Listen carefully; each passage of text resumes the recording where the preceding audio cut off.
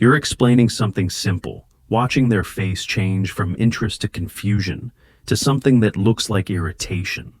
You stop mid-sentence. This has happened before. The words were clear in your head, logical, easy to follow. But somewhere between your mind and their understanding, something got lost. And now there's this look, the one that says you're making things complicated when they should be simple. So you smile. You say, never mind. You let it go. This is your normal, the exhaustion of existing in conversations that move like molasses while your mind sprints ahead. The loneliness of thinking faster than the world speaks. In 1916, psychologist Lewis Terman began tracking gifted children into adulthood. What he discovered wasn't just about IQ scores or academic achievement. The study revealed something unsettling. High intelligence often correlates with social isolation. Not because intelligent people are unlikable, but because they exist in a different cognitive reality than most others. Here's what most people miss. Intelligence isn't just about being right or knowing more. It's about seeing patterns others can't, connecting dots that remain invisible to everyone else, living in a world where you're perpetually translating your thoughts into a language that fits. And that translation, it's exhausting. First sign, you've stopped sharing your thoughts because the effort of translating them feels heavier than staying silent. Someone asks your opinion. You have it. Detailed, layered, 3 contingency plans deep. But you calculate in real time. Will this create distance? Will their face do that thing where they smile but their eyes go flat? Is honesty worth the aftermath? So, you offer the simplified version, the one that fits, the one that won't make them uncomfortable. You watch yourself edit in real time, cutting out the parts that are too much, too fast, too far ahead. Your real thoughts stay locked inside. And every time you do this, something small inside you goes quiet. Second sign. Conversations bore you. Not because you're arrogant or think you're better, but because small talk feels like walking through mud when your mind craves depth. You're at a party. Someone's talking about a reality show, the weather, something viral on social media. You nod, you smile, you make the appropriate sounds, but you're not really there. Your mind is somewhere else, solving a problem from 3 days ago, replaying a conversation, building theories about why people do what they do. You're having a fascinating conversation, just not with anyone in the room. And when someone notices you've zoned out, you feel that familiar guilt, like there's something wrong with you for needing substance in every exchange. Third sign. You see consequences others don't. When someone makes a decision, you're already watching the dominoes fall in your mind, 5 steps ahead. They're excited about their choice. You're seeing the variables they haven't considered, the problems that will emerge in 3 months, 6 months, a year. You try to warn them gently. They hear criticism. They think you're pessimistic or negative. You're not. You're just watching a movie they can't see yet. Psychologist Lita Hollingworth called this the burden of foresight, the cognitive weight of perpetually anticipating outcomes others miss. It's not a superpower, it's a weight, because you can see it coming, but you can't always stop it, and people rarely thank you for the warnings they didn't want. But here's where it gets darker. Fourth sign.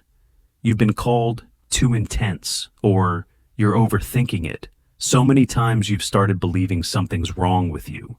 Someone shares a simple idea. Your mind immediately expands it, finds the nuances, explores the implications. You share this, and they look at you like you just took a casual conversation and turned it into a dissertation. Why do you have to make everything so complicated? You don't, though. You're just showing them what you see. But over time, hearing this enough from friends, partners, family, creates a slow erosion of self-trust. You start wondering if your mind is broken, if thinking this much, this deeply, this constantly, is a defect rather than a difference. Fifth sign. You feel guilty for being bored by people who are trying their best. You know they're good people, kind people, but their minds move at a pace that makes yours ache with understimulation. They're telling you about their day in minute detail. Every traffic light, every small interaction. You care about them. You want to listen. But your brain is starving for complexity, for depth, for something it can actually engage with. And the guilt sits heavy, because they're not doing anything wrong. They're just being themselves. But being yourself feels like slowly suffocating in a room where nobody else needs as much oxygen as you do. A 1990 study on gifted adults found they report higher rates of existential depression, not from sadness or trauma, but from perpetual understimulation. Their minds need feeding the way bodies need food, and most environments offer them snacks when they're starving. Sixth sign. You adapt constantly. You dumb down your language, hide your knowledge, laugh at jokes you decoded 3 seconds before the punchline. You've become a translator of yourself. There's the version of you that exists in your mind, with all its complexity and depth and speed. And there's the version you perform for the world, slower, simpler, smaller. You watch yourself do this.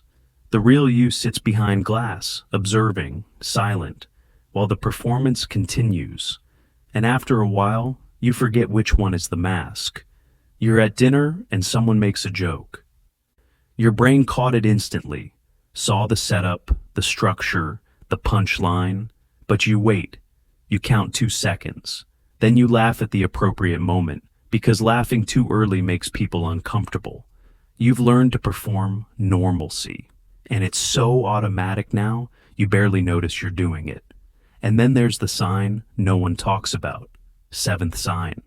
You're tired of your own mind, the constant analysis, the inability to just experience something without dissecting it. You watch a movie, and you're analyzing the narrative structure, predicting the plot, critiquing the character development. You can't just watch. You can't just experience. Someone tells you they love you, and while your heart feels it, your brain is already analyzing their word choice, their tone, the context, what they might mean beyond what they're saying. That 3 a.m. moment when your brain won't stop, and you'd give anything to think nothing, just for an hour, to experience the simplicity you imagine others have, the peace of a mind that rests. But yours doesn't. It never does. Eighth sign. People seek your advice, but they rarely follow it. They want validation, not solutions. And you've learned to give them what they need, not what would actually help. Someone comes to you with a problem. You see the solution immediately. Clear, logical, actionable. You share it. They nod. They say, "You're right." They do nothing. Because they didn't want the answer. They wanted you to tell them their current path is fine. They wanted comfort, not change. You've learned this pattern. It's the inverse of the Dunning-Kruger effect. The more you know, the more you see how much others overestimate their understanding. They think they want solutions. What they want is permission to keep doing what they're already doing. So, now you give them that. You've become fluent in the language of comfort. And your actual insights, those stay hidden. Ninth sign. You've built entire worlds in your head. Places where conversations match your pace, where explaining isn't exhausting, where being yourself doesn't require editing.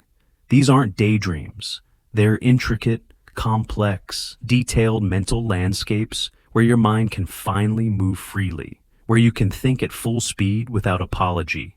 Some people call this escapism. Psychologists call it a complex inner life, a hallmark of high intelligence and profound loneliness. Because if the external world can't match your internal one, you build better worlds inside. You have to. It's where you can breathe. But the last sign, this one might hurt. 10th sign.